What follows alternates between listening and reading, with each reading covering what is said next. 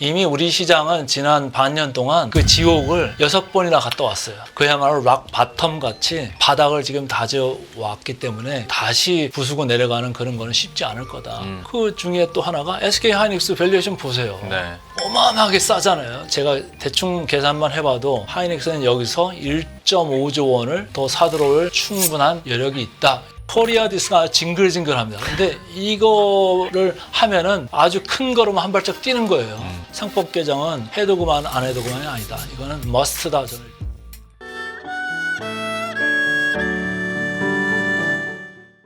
일단 미국 쪽만 보자면 최근 뉴스부터 한번 여쭤보겠습니다. 고용이 워낙 좀 잘 나오다 보니까 안 그래도 지난 주말 사이에도 이거 금리 한 번 아니면 아예 안 내릴 수 있겠는데 라는 목소리가 높아졌었는데 네. 고용지표 보면서 이게 더 확고해진 것 같습니다. 네. 그러면서 이제 금리는 튀었고요.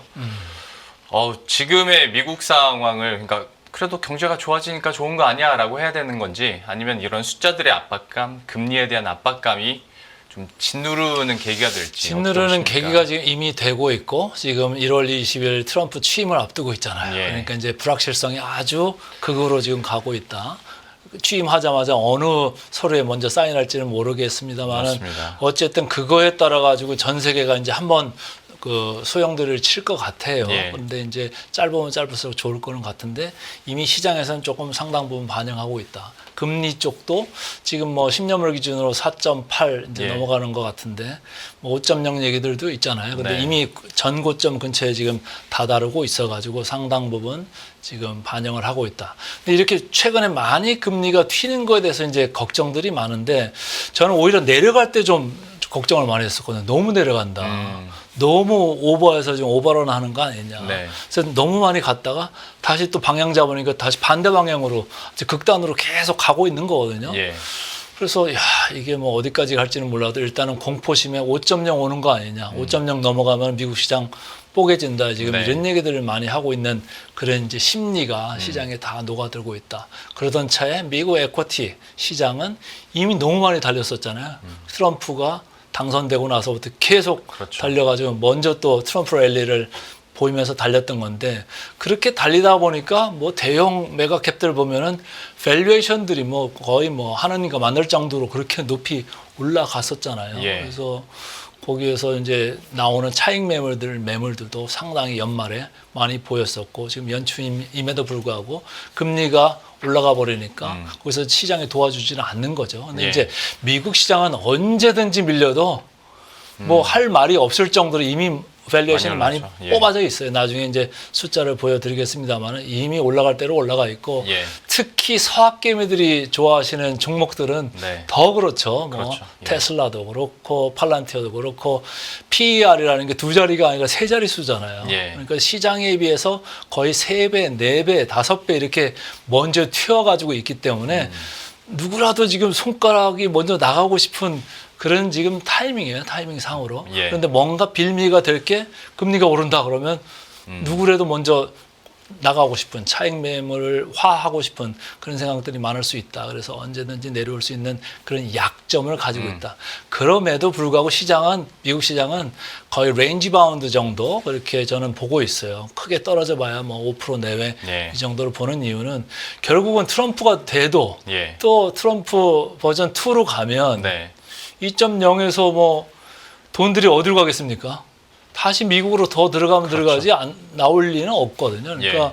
사람도 미국으로 가고 물자도 미국으로 가고 돈도 미국으로 가는 이런 구조적인 그 모습 자체는 크게는 변하지 않을 거다. 앞으로 5년 동안은. 네. 그렇다고 보면은 뭐 잠깐 이렇게 뭐 딸꾹질을 할 수는 있지만 결국은 돌려놓고 하면서 지난 1년을 버텨왔듯이 앞으로도 그럴 가능성이 크다.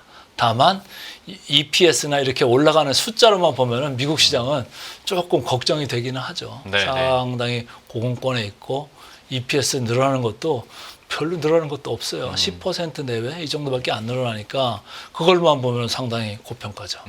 근데 그런 게 일상화되어 있고 그걸 이미 시장에서는 상당 기간 동안 이미 뉴노멀로 받아들이고 있다. 이렇게 보는 거예요. 그리고 금리가 계속적으로 이렇게 올라가다 보니까 결국은 달러화 지수에 영향을 주잖아요. 예. 그러니까 달러화 지수가 지금 뭐 109.5까지 지금 와 있는데 이게 뭐 방금 115, 보니까 110을 찍었더라고요. 110을 찍었어요. 예. 그래서 115 뭐 사람들 얘기도 하고 그러는데 네. 이제 우리나라 통화가 이 달러화 지수에 직접적으로 연계는 안 돼 있습니다만 결국은 영향을 받잖아요. 네. 근데 최근 들어서는 정치 불확실성 이 이슈 때문에 더 영향을 받았었다. 그리고 최근에 그 영향권에서 약간 벗어나나 싶었는데 뭐 계속적으로 영향권에 있는 게 지금 확인되고 있잖아요. 그래서 네. 우리 원 달러도 지금 조금 좀 잦아들면 좋겠습니다만 여전히 영향권이 있어서 우리 시장도 뭐 2,500 간당간당하다 그냥 힘없이 밀려버리는 이런 예. 국면이 나왔는데 저는 뭐 오늘 아침 방송에서 딴 데서도 얘기를 했습니다만 그러면 2,400하고 2,600을 놓고 봤을 때 밑으로 갈 확률이 큰가 2,600으로 갈 확률이 큰가라고 봤을 때는 저는 위쪽으로 좀 얘기를 하고 싶다 이런 예. 생각을 하고 있어요. 저는 뭐 불캠프에 있는 사람도 아니고 저는 항상 밸류에이션을 상당히 보는 사람이기 때문에 조금 그런 얘기를 드리고 싶은데 2,600을 끌고 갈 수 있는 건 일단 낙폭과대한 테크 쪽이 좀 끌고 가지 않겠나 이런 생각들을 네. 많이 해요. 우리 시가총액 2위가 삼성전자, SK 하이닉스잖아요. 근데 삼성전자보다는 SK 하이닉스가 먼저 이제 끌고 갈 가능성이 크다. 이렇게 생각을 해요. 그래서 미국 시장이 지금 조정을 조금 받고 있고 그렇게 뭐 하락적으로 조금 이제 힘이 가는 양상이지만은 우리 시장은 오히려 하이닉스가 끌고 가고 삼성전자가 조금 늦지만은 뒤따라갈 수 있다. 거기 플러스 해가지고 현대차 그룹주도 좀 자세히 볼 필요가 있다 이런 예. 얘기예요. 엔비디아 관련되는 뉴스가 지난주에 전해졌잖아요. 네. 거기서 보면은 다 AI 관련된 거, 자율주행 관련된 거, 로봇 관련된 거, 스마트 팩토리 관련된 거, 뭐 설계부터 시작해서 공장 안에 있는 로봇 해가지고 다 그 쓰는 것 자체를 현대차 그룹이 이제 아주 진보적으로 진취적으로 좀 더 인볼브를 시키겠다는 거잖아요. 예. 그랬더니 무슨 일이 있었냐면은 도요타 이제 경쟁 회사잖아요. 경쟁 회사라고 하기 좀 미안할 정도로 큰 회사이기는 예. 합니다만은 그 회사 주가는 4.6%인가 이렇게 밀렸어요. 지난 네. 금요일 날. 근데 우리 현대차는 오늘 좀 밀렸습니다만 당일날 6% 넘게 맞습니다. 올랐거든요. 예. 그 주가가 완전 행보가 억발렸다고요. 그러니까 일본 차들 그럼 아주 전통적인 그런 느낌이 있잖아요. 근데 우리 현대차 그룹 같은 경우는 뭔가 바뀌려고 하고 뭔가 이렇게 앞서 나가는 이런 모습들이 있는 차에 엔비디아 얘기가 탁 나오니까 외국인들이 이렇게 갔다가 이쪽에서 이쪽으로 엘로케이션을 좀 집어넣은 거 아닌가 생각이 들 정도로 예. 이렇게 행보가 확 달라지더라고요. 그래서 제가 지금 말씀드리는 게 테크 회사 시총 1, 2위 하는 회사 현대차 그룹 뭐 현대차도 있고 기아도 있고 뭐 밑에 모비스도 이제 있습니다만 전체적으로 봤을 때는 시총이 큰 회사들을 눈여겨볼 필요가 있다. 그런 점에서는 2,400 밑으로를 보기보다는 네. 오히려 2,600 쪽을 바라보면서 좀 바라보는 게 좋지 않겠느냐. 그 중에 또 하나가 SK 하이닉스 밸류에이션 보세요. 네. 어마어마하게 싸잖아요. 제가 볼 때는 뭐 목표 주가 지금 컨센서스 한 26만 원 근처에 가 있는데 충분히 저는 갈 수 있는 체력을 가지고 있다. 이미 HBM 시장에서 선도력도 있고 기술력도 있고 예. ROE 같은 걸 보면 금년에 우리 예상 ROE가 30% 정도 나와요. 네. 그러면 제가 계산을 해보면은 이거는 무조건 PBR이 내년에 ROE가 20%대로 내려온다고 해도 2.5배 이상은 무조건 가 있어야 된다라는 건데 지금 사실은 그거보다 훨씬 밑에 있고 네. 그다음에 마이크론이라는 회사가 있잖아요. DRAM 업체인데 걔들이랑 비교해봐도 PR 뭐 이런 게 2배 이상 차이 나요. 네. 반밖에 안 해요. 네, 네. SK 하이닉스가. 그 체력에 비해서 너무 지금 낮게 돼 있는 거 아니겠느냐. 그래서 저는 하이닉스 같은 게 나중에 얘기하겠습니다. 하이닉스 같은 게 외국인들이 여기서 더 사 들어올 수 있다. 지난번에 고점 치고 6, 7월 달에 고점 치고 쭉 내려가 가지고 많이 팔았댔잖아요. 예. 근데 최근에 보면은 삼성전자 지분 쭉 내려가는데 하이닉스 지분 오히려 다시 말아 올리고 있거든요. 그래서 제가 대충 계산만 해봐도 하이닉스는 여기서 1.5조 원을 더 사들어올 충분한 여력이 있다 이렇게 보는 거고 진도가 예 대표님 너무 많이 많이 나가는 것 나가죠. 같아서 예. 제가 그러면 앞에서 두 가지식으로 총평은 해주셨으니까 방금 얘기해주신 포인트들에 대해서 네. 또 이제 상승할 가능성이 더 높다고 하셨으니 안타깝게도 저는 이제 반대편에서 질문을 네. 예, 드리겠습니다. 일단은 그래요. 저도 전적으로 동감합니다. 미국이야 어쨌거나 기업들의 이익은 올라가고 있고 또 자국 우선주의 정책으로 인해서 그쪽으로 돈이 몰릴 테니까 사실 미국은 걱정이 크진 않습니다. 그런데 지금 뭐 얘기해 주신 것처럼 10년물 국채금리가 4.8 그리고 달러 인덱스 110 찍은 상태에서 금리 5.0에 115달러 인덱스까지 만약에 본다면 이거 우리나라한테는 너무 불리한 조건이잖아요. 상당히 불리해질 수밖에 없는 거죠. 상승룸이 많은 건 알겠는데 그걸 채울 수 있을까에 대한 확신은 없습니다. 근데 그런 저는 부정적인 요인들이 이미 그 포워드 PBR 0.80배에 예. 다 들어와 있다고 생각을 해요. 이미 우리 시장은 지난 반년 동안 거기 그 지옥을 6번이나 갔다 왔어요. 그러게요. 뭘 이렇게 6번을 이렇게 장도리를 친다고 할 때 단단해지잖아요. 네. 그래서 우리가 영어로 락 바텀이라는 말을 쓰는데 그야말로 락 바텀 같이 예. 바닥을 지금 다져왔기 때문에 2,400선을 여기서 한 번 더 하회를 한다. 그러면 진짜 우리나라 경제도 그렇고 다 뽀개지는 그런 이제 국면을 상정하기 전에는 예. 거기를 다시 부수고 내려가는 그런 거는 쉽지 않을 거다. 이렇게 생각을 합니다. 그래서 이제 그 부정적으로 보시는 분들은 우리나라 뭐 잘 될 산업이 뭐가 있어 하지만은 그것만 볼 게 아니라 항상 그러면 지금 가격 밸류 대비해서는 어떤데 그걸 봐야죠. 우리가 이제 TV나 유튜브나 나와서 이제 말씀하시는 분들 얘기들을 보면 뭐 어떤 회사는 뭐 계속 뉴스가 좋게 나오니까 하늘 끝까지 날아갈 것 같잖아요. 근데 어느 순간에 무너지잖아요. 예. 근데 그게 왜 무너지죠? 비싸니까 누군가 팔잖아요. 근데 계속 무너질 것 같아도 어느 순간에 바닥치고 올라오거든요. 예. 누군가 사고 있습니다. 그게 슈퍼컴퓨터가 사는지 뭐 패시브 인베스터가 사는지 누가 사는지는 몰라도 그게 밸류 때문에 그렇거든요. 그래서 전 세계 그 투자가들은 뭐 밸류 투자가도 있고 모멘텀 투자가도 있고 뭐 차트만 보는 투자가도 있고 별의별 투자가가 다 있기 때문에 서로 이해관계가 녹여져 있다. 녹여져 있을 때는 차트 상단 하단을 보는 사람도 있지만 밸류를 보는 사람도 있다. 예. 그렇기 때문에 그런 게 지금 상당히 녹아 들어있는 게 0.80배 지수로 보면 2,400이다.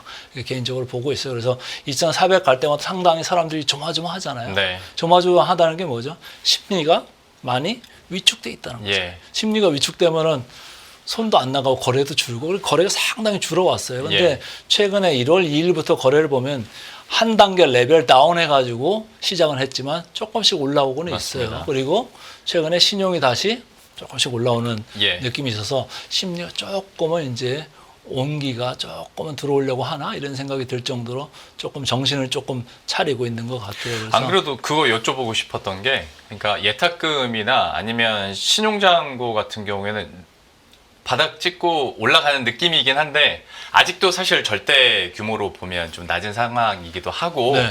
그리고 이제 외국인들 같은 경우에도 지금 환율 상태에서 적극적으로 들어오는 게 쉬울까라는 어떤 수급적인 측면에서의 부담들도 있죠. 그러니까 개인들의 비투로만 올리기도 부담이고 아직은 뭔가 당기는 불이 좀 제가 볼 덜한 때는 개인들이 예. 올리는 장은 아니라고 봐요. 이번 네. 장은 만약에 위쪽으로 본다고 하면은 초반에는 아마 그 이미 연기금을 사고 있고요. 그렇습니다. 그죠? 그리고 자사주들이 사고 있잖아요. 네. 뭐 그 삼성전자도 사고 있고 현대차도 사고 있고 사고 예. 있잖아요. 그러니까 자사주들 좀 섞여 있는 와중에 아까 얘기한 외국인들에 의한 테크주 매수세 거기가 이제 들어온다고 하면 일단은 만약 여기서 이제 올라가는 국면으로 진입한다 하면은 거기서는 외국인들이 사 들어오고 개인들이 물량을 뺏기는 그런 국면이 나올 거다라고 예. 보는 거예요. 그래서 이미 개인들은 신용 그 잔고 추이를 보면 터질 대로 얻어 터지고 반대면 계속 나갔잖아요. 네.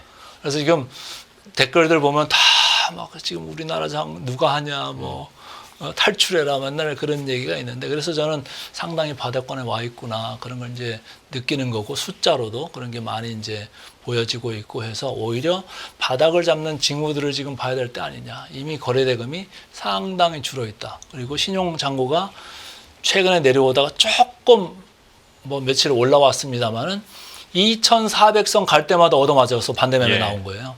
근데 그럼 여기서 2,400이 나온다고 치면 2,500 갔다가 2,400 오는 거니까 퍼센트로 보면 4%밖에 안 되잖아요. 네.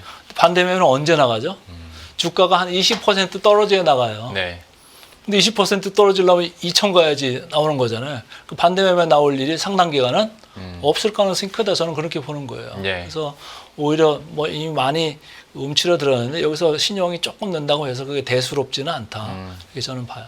그리고 사실 또 한편으로는 개인이 가용한 투자금 상당액이 미국 아니면 가상화폐 쪽으로 가다 보니까 그래서 적극적으로 국내 증시에 더 개인이 주도하면서 가기에는 쉽지 않은 건 저도 동의를 합니다. 그러면 이제 결국에는 외국인들의 수급이나 외국인들이 어떤 종목을 앞으로 사게 될지에 대한 관심으로 옮겨질 수밖에 없는데 앞에서 뭐 삼성전자나 SK하이닉스 얘기를 해주셨으니까요.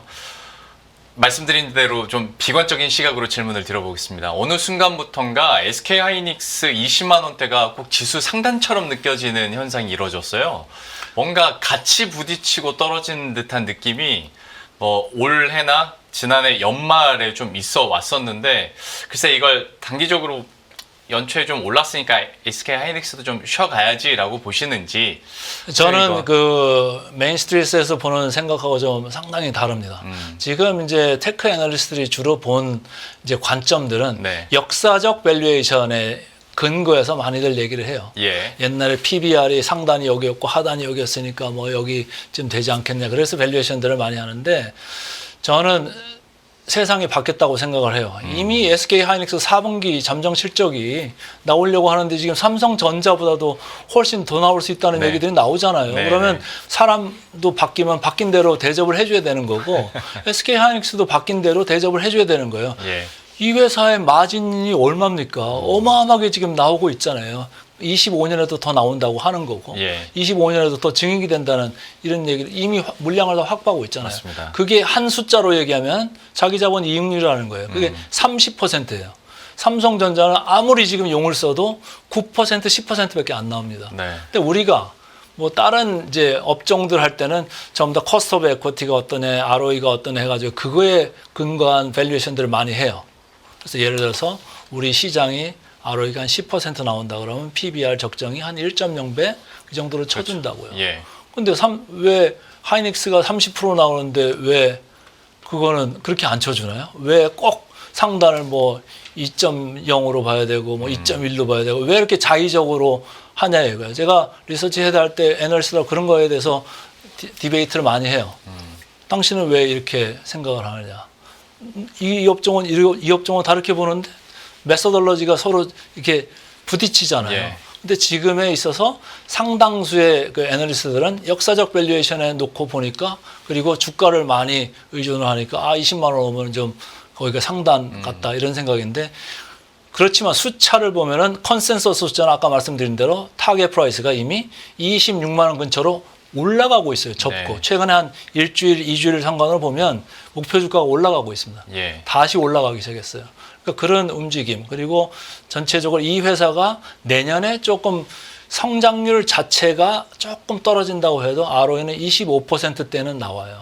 그럼 저는 적정 PBR로 봤을 때 한 2.5배 줘도 나는 전혀 무리 없다 이렇게 보는 거예요. 그러면 지금은 싸죠. 지금은 당연히 싼 국면이기 때문에 저는 회사가 바뀌면은 바뀐 대로 대접을 해줘야 되는데 너무 역사적인 밸류에이션 그리고 옛날에 봤던 이 순환성 이 디램이나 낸드 이쪽이 순환적이잖아요. 상당히. 그러다가 지금 HBM이라는 게 새로 들어왔잖아요. 근데 이 HBM도 그럼 과연 그 정도로 순환적일 것인가?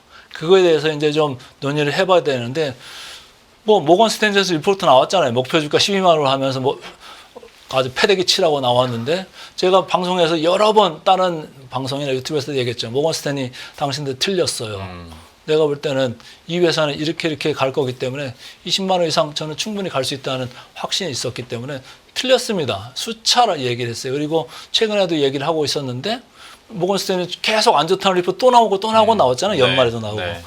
근데 제가 볼 때는 너무 회사 측이나 업계에 있는 사람들하고 얘기를 좀 넓게 안 하는 것 같다 이런 생각을 하는 거예요. 너무 정해진 유통업체 이런 데만 좀 얘기하는 건데 저도 모건 스탠리 출신입니다만은 제가 볼 때는 그 보는 각도들이 틀리고 다 틀리잖아요. 뭐 물이 반컵 있으면 어떤 사람은 좋게 보는 거고 그렇죠. 어떤 사람은 낮게 보는 건데 근데 어쨌든 너무 좀 왜곡되게 지금 본 거 아니겠느냐. 시장이 반대로 가고 있잖아요. 네.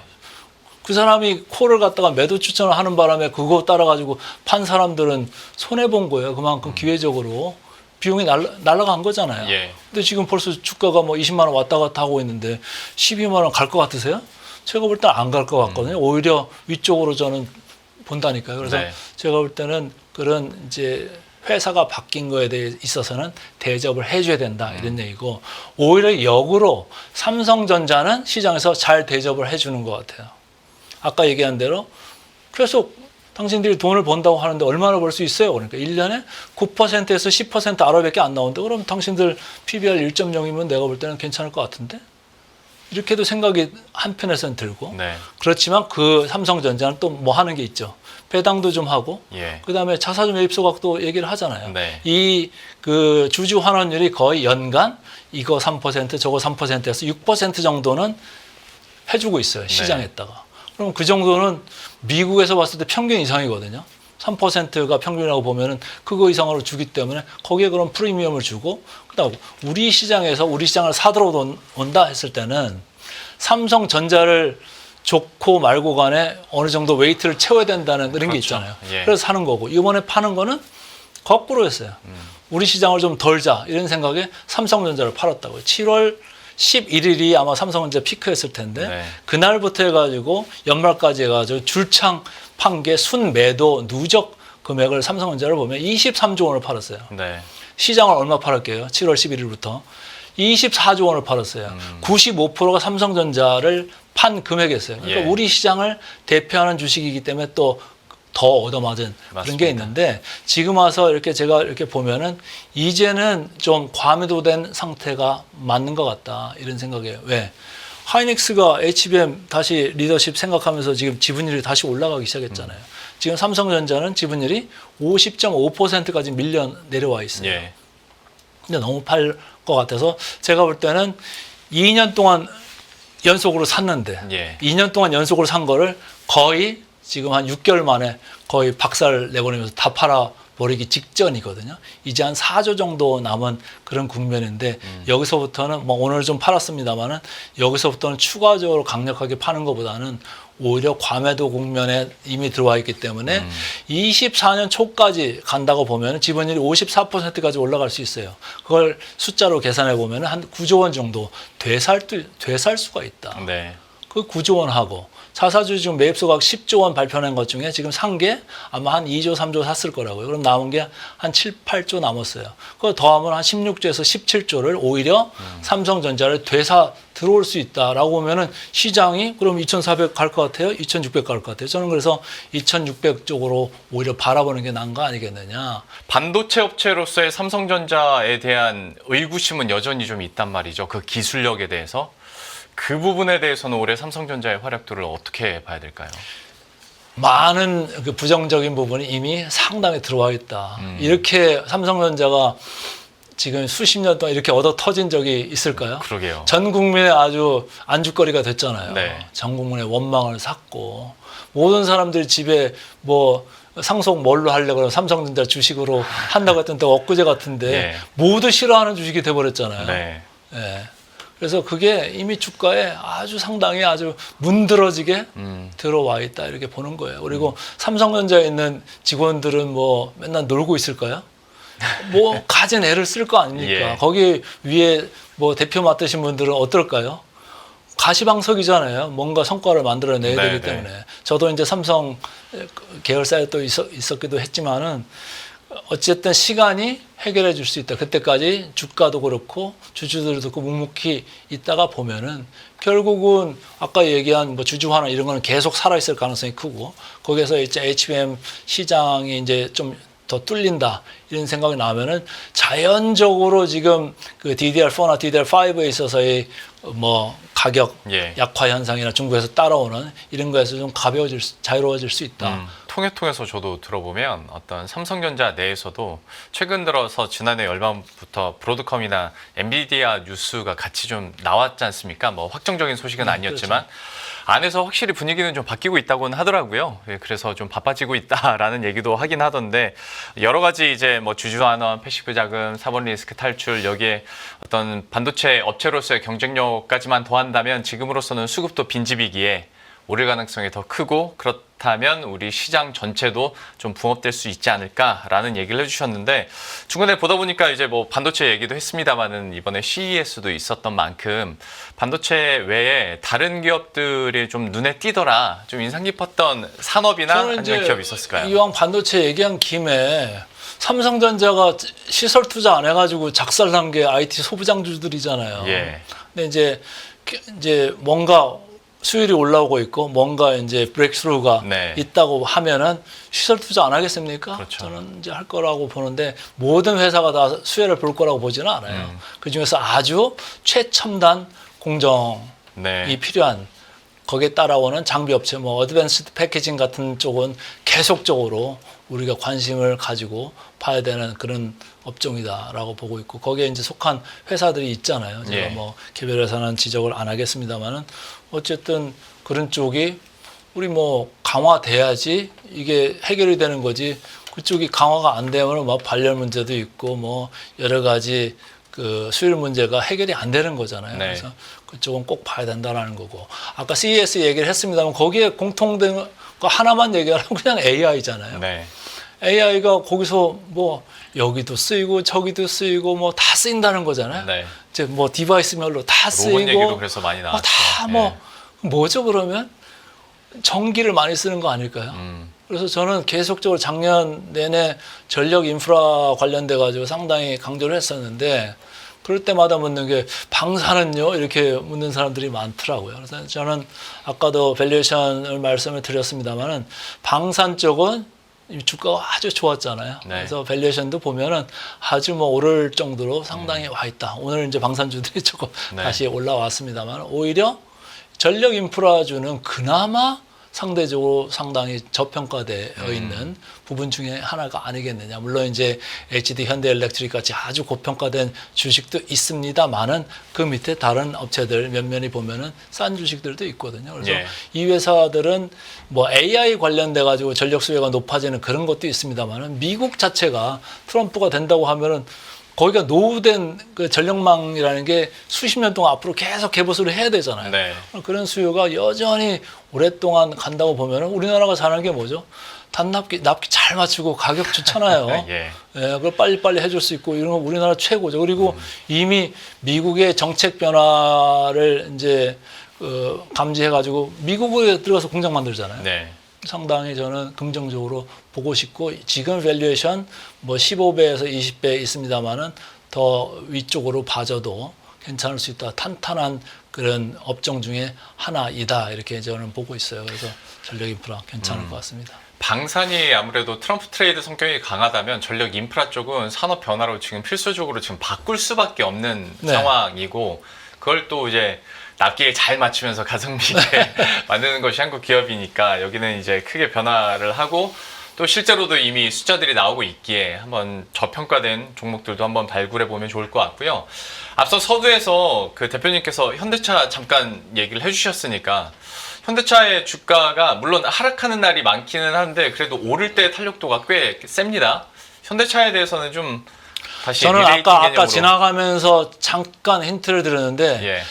지난 금요일 토요다하고 현대차 상반된 주가 흐름 네. 상당히 저한테는 인상적이었어요. 그걸 얘기하는 분들은 시장에서는 전혀 없던데 제 눈에는 되게 인상적으로 느껴졌어요. 야, 이게 변화하는 거에 대해서 우리가 현대차 기업 만년 저평가주잖아요. 예. 거기 PER 4배, 4.1배, 4.5배예요. 기아가 4.1배고 현대차가 4.5배 이 정도밖에 안 되는데 네. 항상 싸다고 그래요. 애널리스트들 나오면 맨날 싸다. 근데 주가는 맨날 거기서 거기에요, 그죠? 네. 지난번에 인도 뭐 IPO 한다고 한번 쭉 올랐다가 다 또 그뿐이었죠. 뭐. 뱉어내고 네. 또 그러는데 어느덧 또 보니까 조금 또 회복이 돼 있잖아요.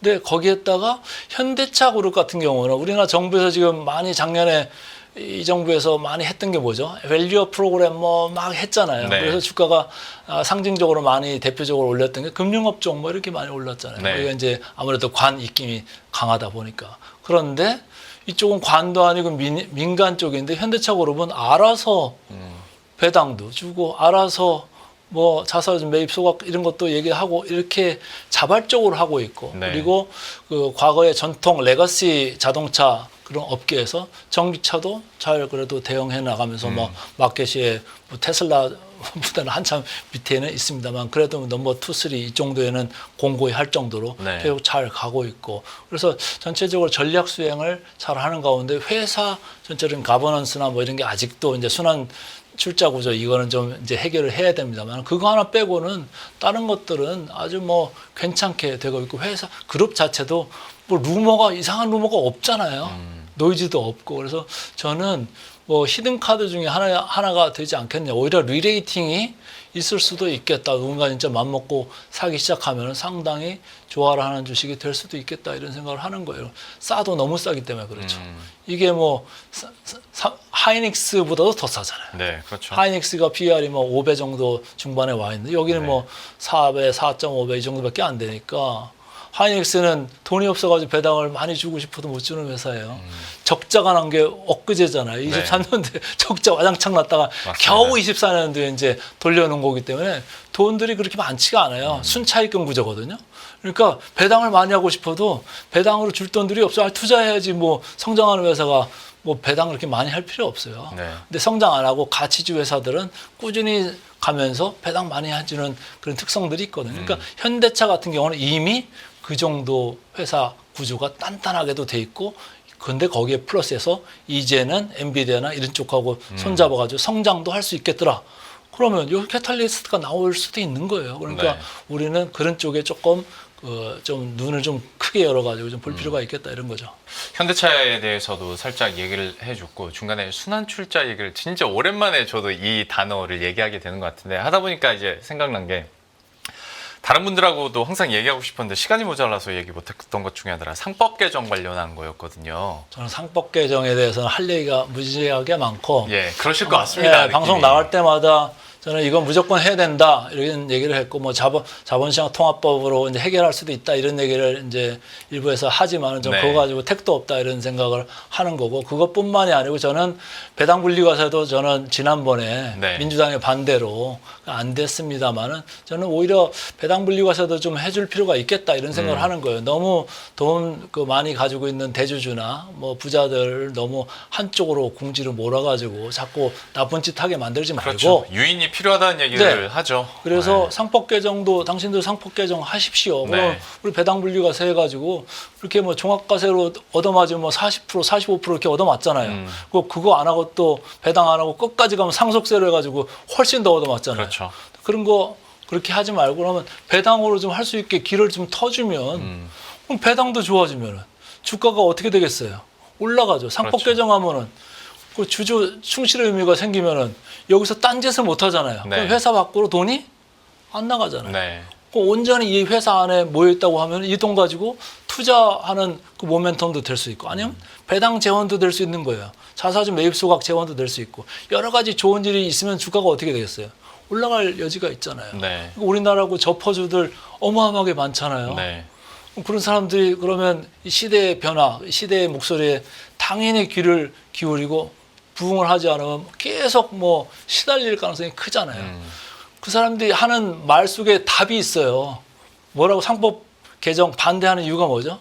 이거 하면은 맨날 소송 많아질 것 같습니다. 그럼 저는 그러죠. 소송 안 많아지게 하면 되잖아요.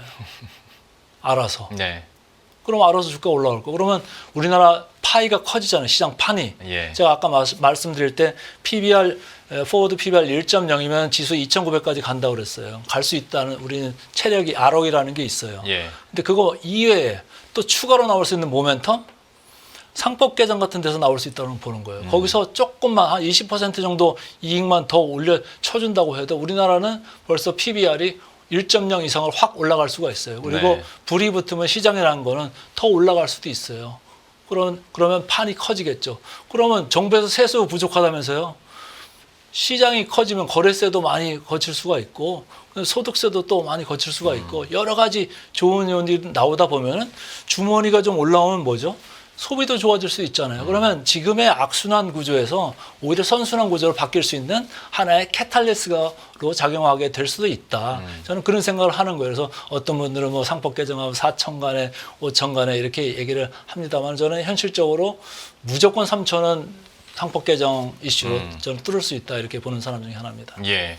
그러면 이제 상법 개정하면 주식시장 투자 전략으로 했을 때 많은 분들이 지주사 얘기를 많이 하거든요. 지주사도 좀 리레이팅도 되고 좀 한 단계 레벨업 할 수 있을 것이다라고 얘기를 하는데 다만 우리 같은 경우에는 특히 지주사들이 워낙 쪼개기 상장이 이미 되어 있고 네. 상장자 회사들이 어마어마하게 많지 않습니까? 우리나라가 지주사가 주가 올라가려면 네. 그거 다 상장 폐지시켜서 다시 지주사로 들여와야 그러니까요. 돼요. 그렇게 하지 않는 이상 네. 이게 상법 돈이 개정한다고 엄청나게 지주사? 들기 때문에 그 현실적이지 않을 것 같고 그러게요. 그거 안 해도 이제 오래된 회사들이 많잖아요.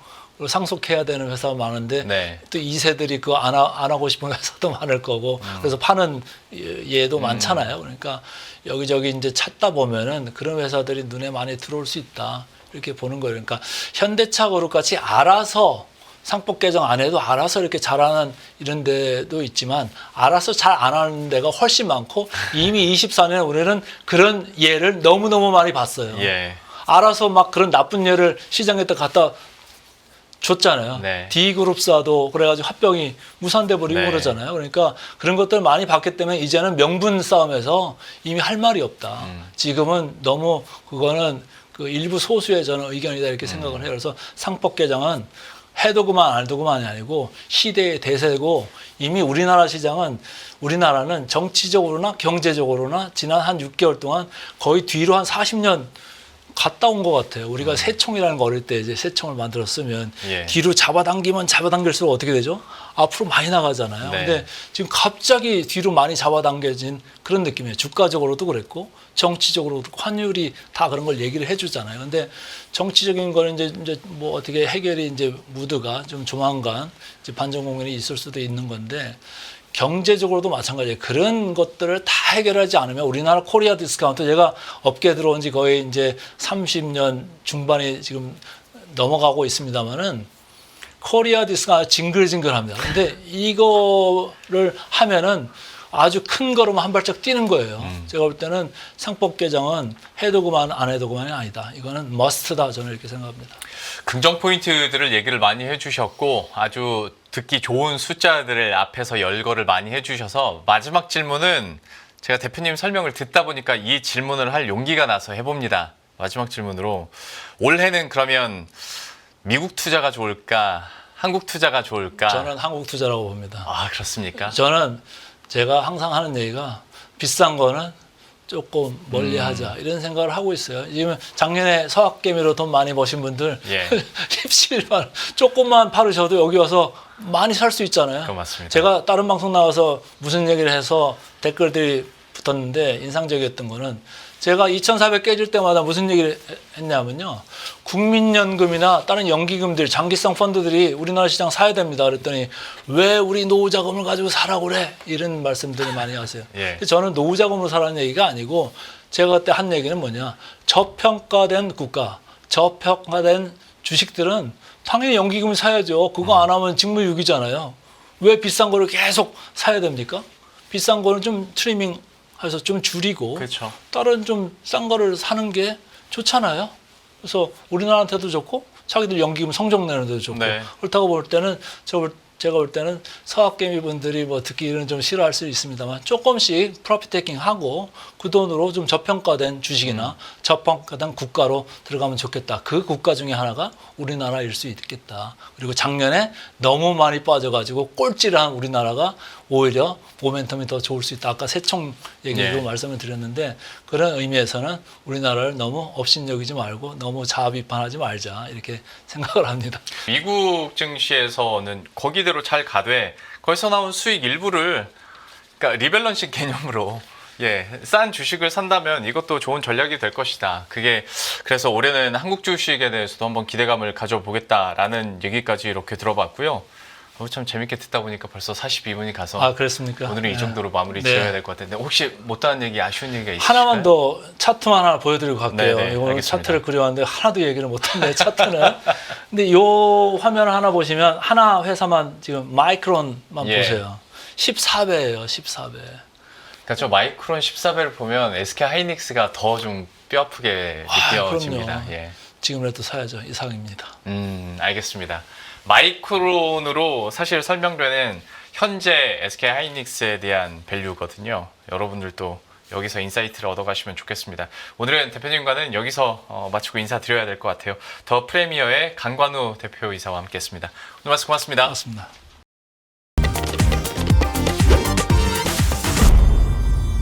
안녕하세요. 유승입니다. 더 많은 영상을 보고 싶으신 분들은 화면 오른쪽에 있는 구독 버튼을 눌러주시기 바랍니다. 그리고 영상을 보시면서 좋아요는 필수인 거 아시죠? 항상 인포맥스 라이브를 사랑해주셔서 감사합니다.